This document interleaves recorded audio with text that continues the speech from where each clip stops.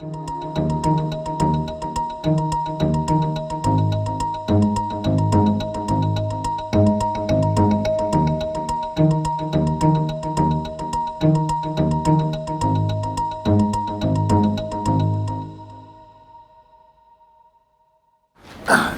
ladies and gentlemen, I want to introduce our PhD student, Dani Duploy, who's also operating on a different system. Dani is doing his PhD with us, is currently with ESCOM. And, we just had an informal chat early on. I was very curious about what he's doing and what he's achieved so far in terms of, the buzzword was big data analytics, but he's talking about systems and how to put together certain processes, and he's drawing from his engineering background into obviously project management. So Dani, you would like to perhaps share with us the next 20 minutes? Thank you. Yeah, I work for a company that's very much in the news, but for all the wrong reasons. And I think everybody knows that. But what a lot of people do not understand or do not know is the size and complexity of what we're doing. We all know about Kusile and Medupi, large power stations. When they're done, Kusile will be the third largest coal-fired power station in the world. Medupi the fourth. How are you going to do with the carbon tax? No, we get it from the people.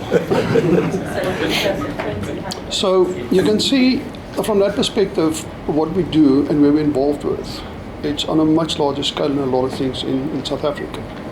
At the peak of our new development and bringing power stations back, the capital projects were the 5th largest in the world for a country such as South Africa. But it brings its problems. So from that perspective, project management very much on the foreground. And in 2009, we were asked to look at the organization, because Ms. Dupin and Kusile started in 2008, whether we know what we're doing in terms of project management. I was driving an assessment and we realized, but hang on guys, we're missing a few things. So we went out into the national play field and we get hold of a company to come and assess our projects from an international perspective. What they did find is we make a lot of mistakes. Common mistakes, but it's costing us money. We know that decisions are made without all the necessary information present.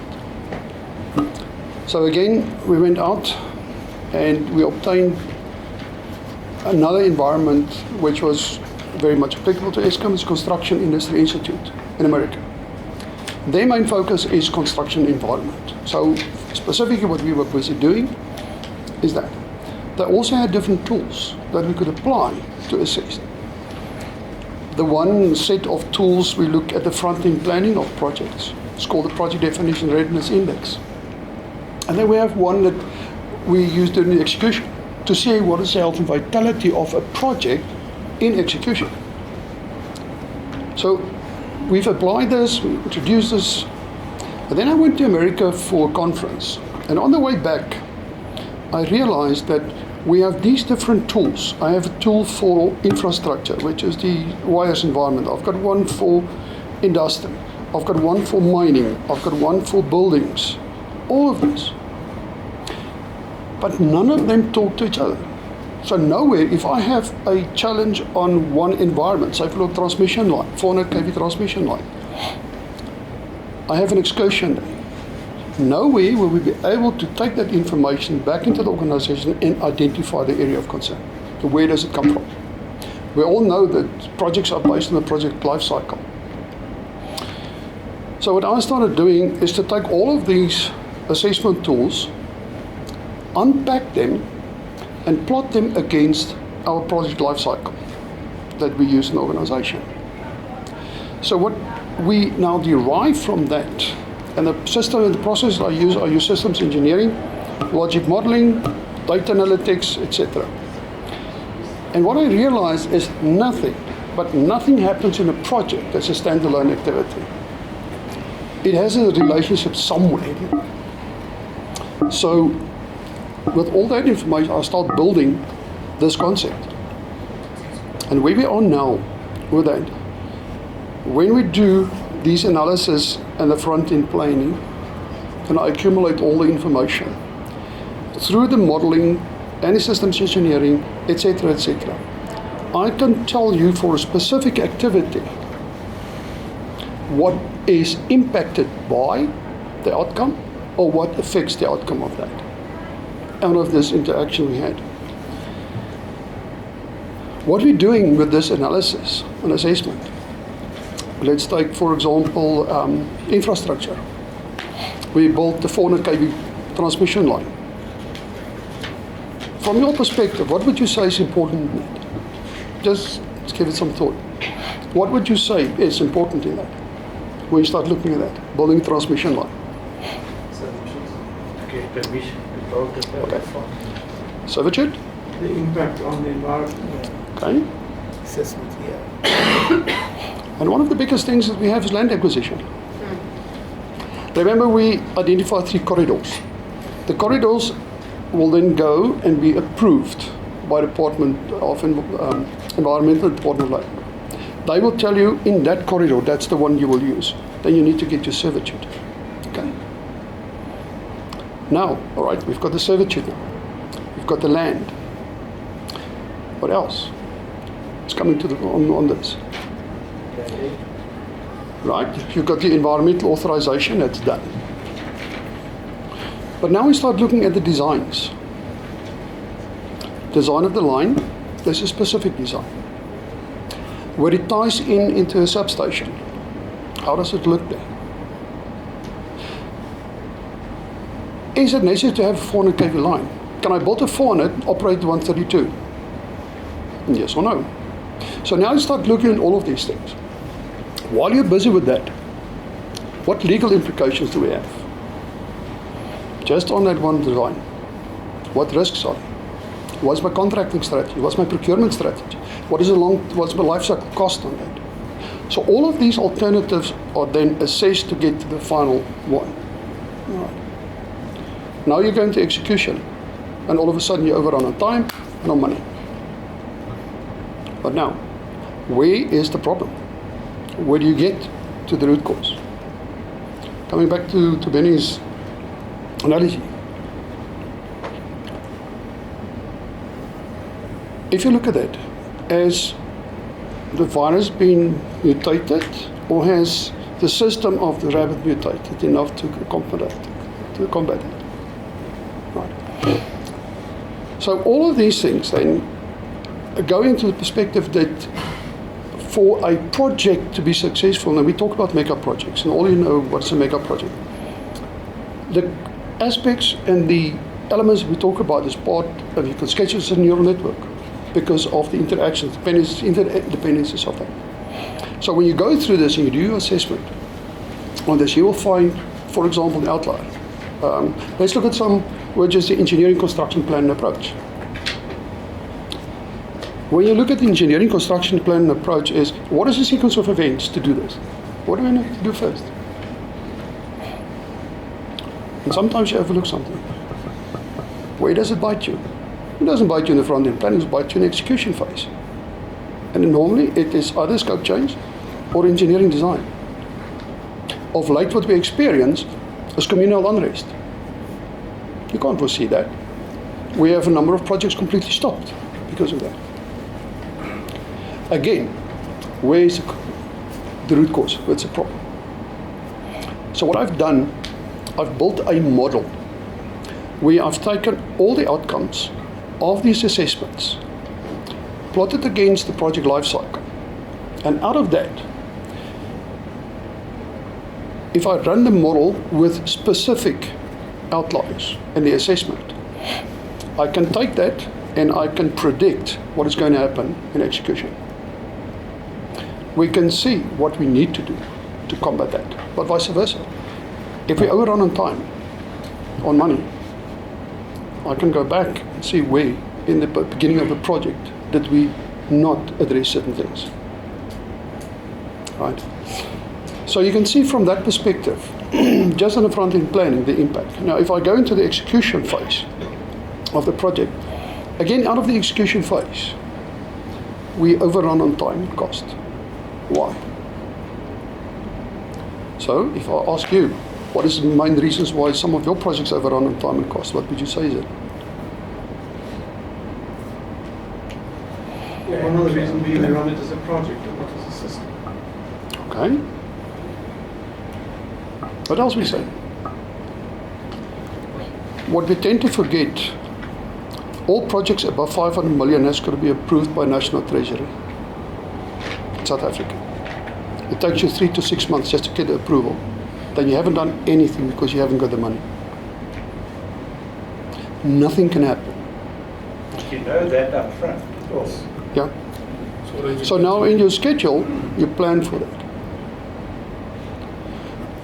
Also linked to that, in that execution plan of yours, what happens if you don't identify all your legal aspects? Project is stopped. So you can see when we start looking at these things, where does the legal implication come in? We talked about carbon tax.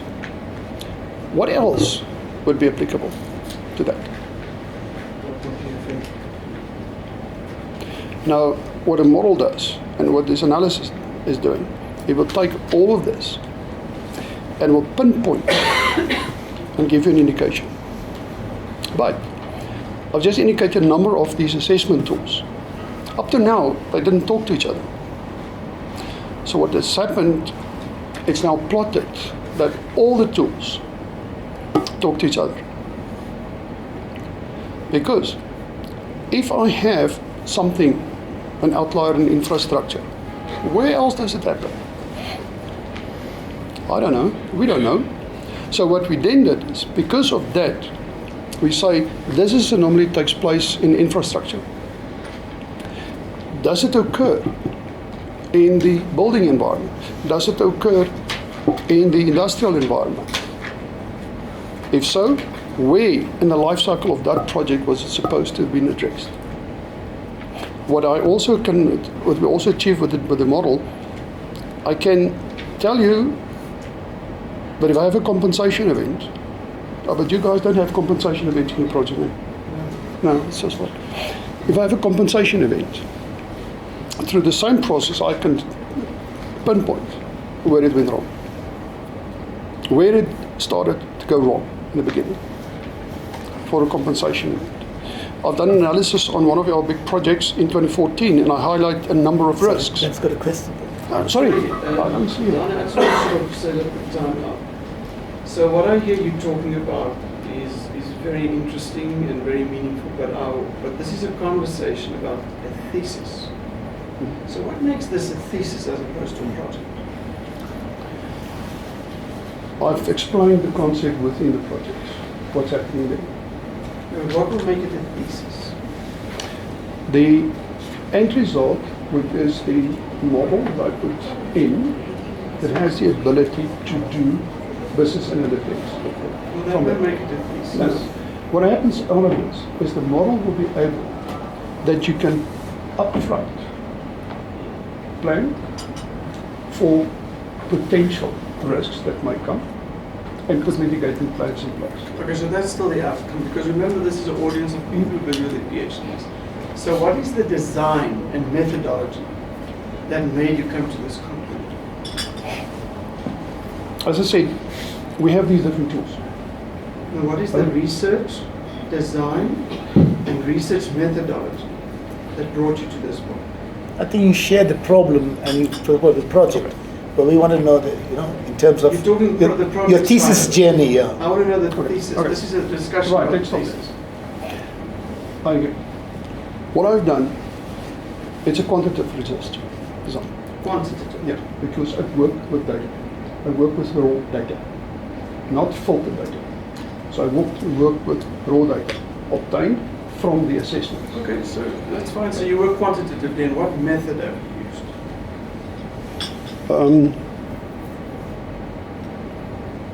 Positives. Positive research. Yeah. Okay. Can you talk a little bit about that? If you look at, I should just get my notes. So I can give You you. get your over. notes with your notes. Yeah, and then I can share that with you. Because I think that's important. We need to just understand what is the design and methodological aspects that's related to that. Because it sounded to me the research is concluded. The research is concluded. Let me start. The theoretical framework I used in organizations, we've got something that's called the EHP, the High Utility Performance Utility Model. The basis for this was the ESCOM Utility High Performance Utility Model, which is a business process. Linked to that, we have one specific environment, which is developed project delivery in that. The analysis that I do is quantitative analysis, where I take the data from the different types of assessments, the different types of projects, the different types of approaches we have. If I look at my research design, it was a structured process where I'm collecting the data, interpreting the data. Okay. It's an analytical research because I work with data. Still collecting. This is the data that I use. Because I think that Ben asked you, said you finished the project. I used, as I said, the project lifecycle, which is giving the golden thread through everything we do. Every different assessments on this side. Through logic modeling, I mapped the assessment tools versus the model using logic modeling. That's the first thing. Through application of systems engineering, where you look at elements to form the whole. Systems engineering, project management are very much linked to each other in that aspect. So, out of the business analytics, through the collection of this data, I use predictive analysis as well. So what does it mean? Where does it go to from there? Out of this whole exercise, the intention is, and this is the aim of the study, is to provide something to the organization where we can improve and enhance on the project performance, capital project performance. That's the first thing. To do that, I need to understand if something goes wrong on a project, where does it originate from? To what can I link it? What is dependent on that and what depends on that? Hence the development of the model. Now the model is then based on all of these things that I talked about, and it forms a matrix. By feeding the analysis, the outliers, into the model will tell you where the problem originates, where else in the organization is exactly the same challenge or outlier. I can tell you through this, is it only related to a single project? Is it related to a division? Is it related to a group? Is the common shortcoming in the organization? What do I need to do to correct that? Okay, So what? If I may, just another question. Have you compared this framework, because it's not a model yet, have you compared this framework with what is happening in other macro environments like in China or France? Yes, we've done that. I went to America and I looked at the... So you did include it as a comparative? On that same conference, there were about 120 countries doing mega projects. We from South Africa were the one with the biggest at the time. But again, on the way back, I realized that all of these assessment tools, when you talk about peer review, you talk about audit reports, all of them address a small environment. But how does it relate to the bigger environment? And this is where the process comes in. So if I have a peer review, I feed the peer review into them, and I can tell you from there what is going to happen or what happened in that. So if I take a step back and I said, okay, I had this problem. I had these assessment tools that do not talk to each other. Each one is a silo on its own. I don't know if I have a problem transmission, whether I have the same problem in distribution or in generation. There was no way that I could do that. There was nothing in existence that can give me that. So that's the first portion. What then happens through the modeling, we do the matrix. I use data from the assessments. The data, when it's an outlier, is based on a coded element at the back end of the tool. So I use that then also to say, right, I've got this outlier. I feed it into the system to get to the answer. So the software you wrote, that you talk about the system, what system? Is it a computer system or what? Eventually it would be a computer system. I couldn't find anything up to now that can do that for me. So I'm busy still searching. There is one system at the moment that I would like to investigate. I haven't got an answer yet. So what would differentiate, I mean, I think because we want to discuss it more at the PhD level rather than the details of the project, what would differentiate this as a project versus a PhD? So I think from my side, I'd like to understand PhD has to be the contribution of new knowledge. So what new knowledge would this model or framework contribute towards the environment in terms of your own context? What is it doing differently or better, or, you know, and how is it not a project and it's actually a theoretical or a PhD contribution? If I look at the information that we gather, and it's a pity I don't have presentation perspective that could show you exactly what I refer to. Two things you need to remember. First of all, a project. A project is very similar to a neural network. It's a mixture of a lot of things, nodes, etc., etc. For us to understand, if I have a product I assess, remember I don't run a project, I assess it. If any of the nodes in there is activated, what is the impact, the cumulative impact on that? Okay. So that's the one side. The second side is predictive analytics. I can do predictive analysis. So I can say up front, because what is my intention? We would like to save money. So are there no models currently? There's no models. There's no models. Within the context of the energy generation or just in general? In general, not in this format. Remember, these assessment tools, I'm the SME on it. We have looked at it from all sides.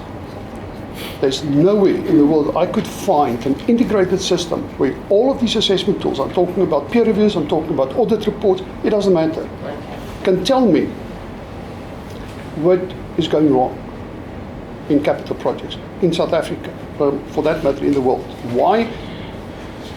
So that will be the primary contribution of the study. Will it be kind of latching onto what Mala is saying, is that some kind of big data analytics? It's that's what I'm saying, where you're putting everything, so it'll run a permutation there and be able to produce those reports. Twofold. You'll be able to run it off your cell phone. You'll be getting a data chart and graphs, giving all that information. But apart from that, it will indicate and tell you exactly where the problem originates and what is the problem. It defines the problem. It doesn't define anything else. It will tell you, I can go so far and tell you that discipline in that environment is not doing what it's supposed to do. I think Janice goes question. Yes, so I think it's becoming clear for me. It sounds to me as though what you're saying is that your research is going to be focused on creating this integrated framework that will be able to be used as a predictive tool, possibly even for scenario planning and definitely for retrospective analysis. I'm curious as to how that is a quantitative study. Are you using quantitative data to generate the framework, or are you going to use the framework to test quantitative data? So that for me is just a little bit unclear. Right. Through the modeling and the logic modeling I apply. Prof, can I just get that presentation that you've got? It's this one. Yeah.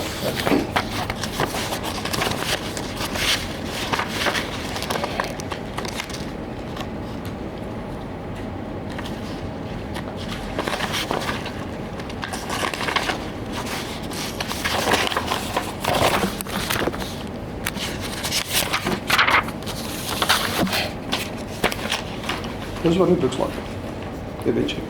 That's what the framework would look like. That's what the framework would look like. Yeah. To operate the framework, I need the data. The data I obtain to run the an scenarios, assessment. yeah. Yes. from the various assessments, Yes. assessment tools that I get. So So the data that I gather would be the outcomes of the assessment tools, but on the outliers. So I'm only interested in the outlier.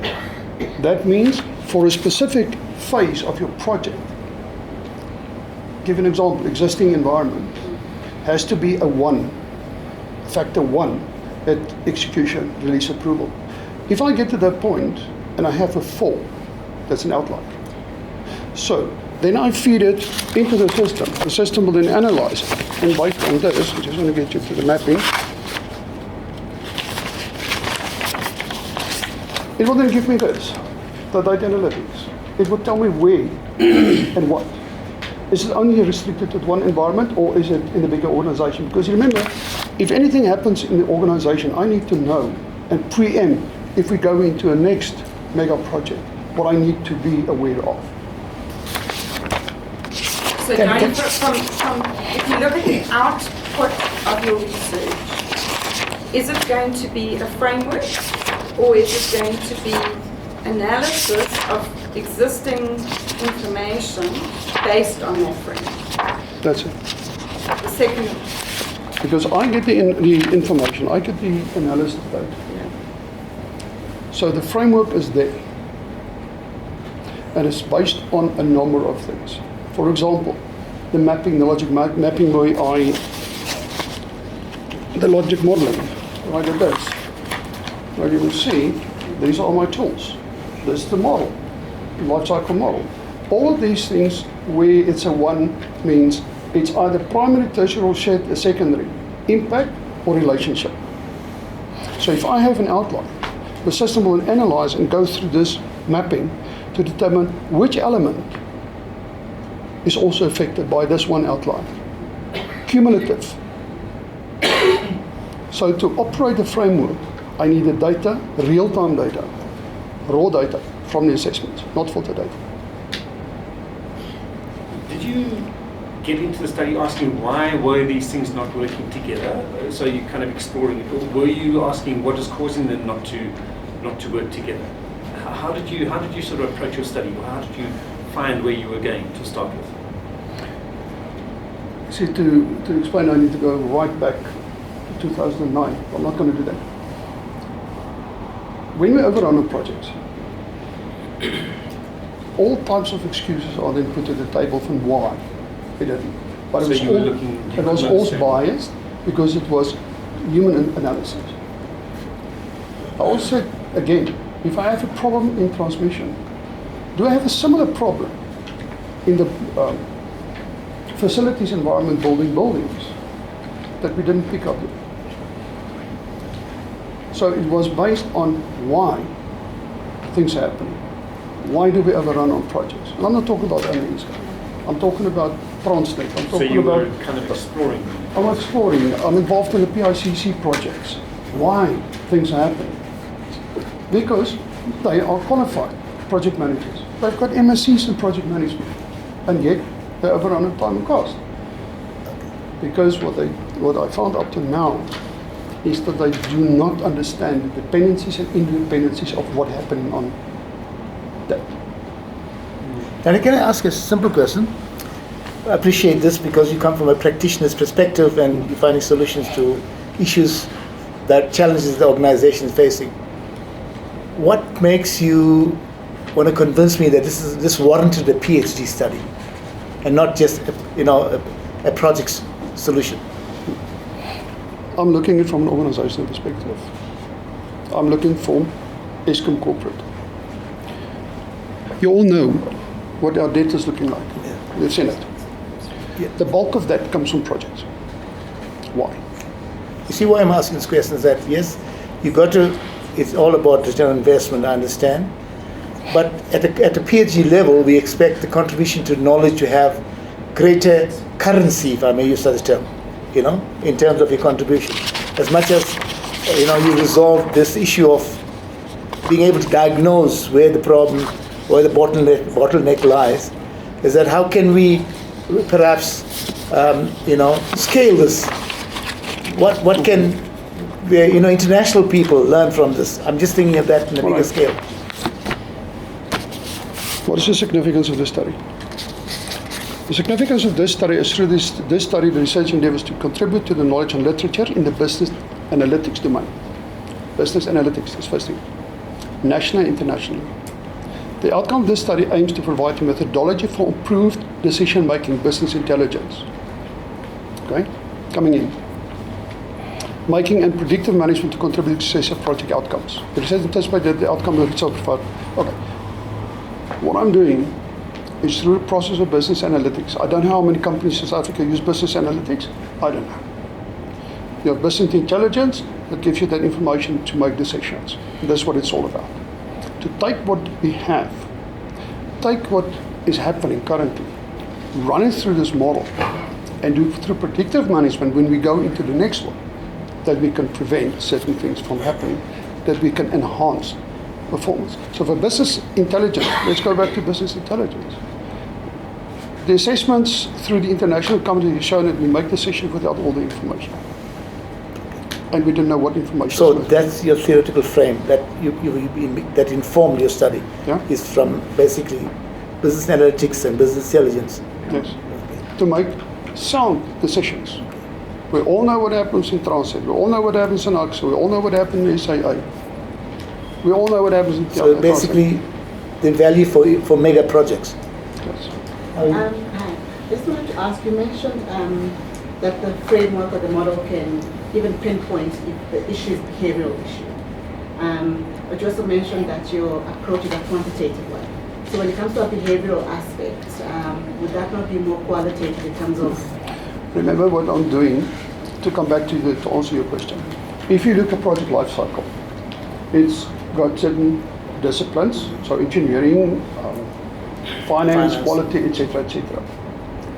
In that, there's a ratio for the discipline. If somebody in a discipline was accountable for something and it didn't happen, that's what I'm saying. With this framework, to go back and say, but that discipline didn't provide this information. Who was it? Who was involved in this?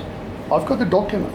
So I can go back to the person who compiled the document and said, what happened in this that you didn't pick it up? And then you mentioned that a lot of these problems in capital projects have to do with making decisions without being fully informed, which to me speaks more of a people aspect. And sometimes we don't know when we're fully informed or when we're not fully informed. So in terms of the research, to what extent are you looking at the people part, where perhaps the people involved in the decision making are not taking into consideration that they are not fully informed, that they don't have, or they're not asking certain questions to inform the decisions, that there might be maybe a level of maybe complacency or automatic pilot, or maybe they're just rushed because deadlines, etc. So is there any aspect of that that's going to come into the research? Our biggest challenge in state-owned entities, if I go that route, I deal with the unions immediately. I can tell you now, immediately. For the simple reason, when you deal with people behavior, and that, there's a totally different process to follow there. And that's why I excluded that specifically from this. And I focus more on the technical component and the analytical component around it. But I think what she's making you aware there's a gap in the study. My question would be, a thesis, like a master's, must have a rhythm of a method that if I walk on your road, I will come to a similar conclusion. Are you in your thesis pronouncing that journey or that method so that if I follow your footsteps, that I'm going to come to this model? And that's articulated. Yes. Okay. Now, For unfortunately, the simple, No, time-wise, thank yeah, you. time-wise, we don't have time, but Yeah. we can, Krishna, after this discussion about that. Because that's the part which I unfortunately can't hear yet. I hear the outcome, but remember for a thesis and a dissertation, the quality and the value of the outcome is relative. Minimal, it's a design. It's the design. So that if 5 of us walk on that pathway, we will come to similar outcomes. And I think we must maybe just from the research office work with Don. Make on note, that. yeah. Speak to your supervisor. Yeah. if you We'll follow just look this at path, that. if you follow this path, and you follow the instruction in this path, anybody in this room will be at exactly the same point, at exactly the same time. Yeah, Danny, I think what Ben is saying is that that's I'm talking a about the manual. research. Now we talk about the research journey. Not about the project. There's a generic, what I call protocol you need to follow. Yeah. So we don't want, I'll have a chat to your supervisor as well. Maybe the guidance is required there in terms of taking, we understand where you want to get, you want to produce that practical output there. But for the academic journey there, you've got to follow a route. As Ben says, somebody else follow it. They should come more or less to the same conclusion as you have done. That's what I'm saying, you know. for So me maybe it to didn't say- come out there's a clearly lot of- yet. There's a lot of Yeah. information that I have, Yeah. just from the journey, the process I followed, and where we are now. No, not a problem. Thanks. From what I hear, there may be some problems in getting it formatted in the right for an academic thesis. But let me say that I think that your innovation will have tremendous value and use to practitioners. So really, I encourage you in your work to have something which the bulk of project management is concerned with past review. Whereas what you're saying is that you've got a predictive model, and if you can do those predictive steps and have feed forward instead of feedback, you can then achieve significant innovation and achieve that. And so I would encourage you to really get to grips with your problem and also comply with these academic features which are Thank you. giving you PhD that you feel Thank you. deserve. I can just project on, Yeah, let's round up. closing. I believe that if I can walk the process with a piece of paper, I can automate it. I did it on one specific project outside our business environment. And that specific project was able to save 1.7 billion rand by following just what I've done. Predictive analytics, decision making, all of that. And there's a saving of 1.7 billion rand to that specific project. So that is, No, not a problem. I think we're not, as I said, the intention here is to engage with lots of PhD candidates around here. They want to kind of learn in terms of the journey, the options in terms of design and things. But it's great that the end product, you are showing us more of the end product, but as I said, to be awarded a PhD, a doctorate qualification, there is what is certain norms and standards in terms of the journey. But nevertheless, I think thank you very much, Nani. I hope you felt provoked enough and might go back and make whatever changes you want to do. Prof, the All problem, right. the problem is the work has already been done. Yeah. The model, the framework has been tested. It's now backfitting all the information to a theoretic and academic format. I think, that's a challenge. That's a challenge. Yeah. So I think somewhere along the line, somebody misguided you. Okay, thank you. Retrofit.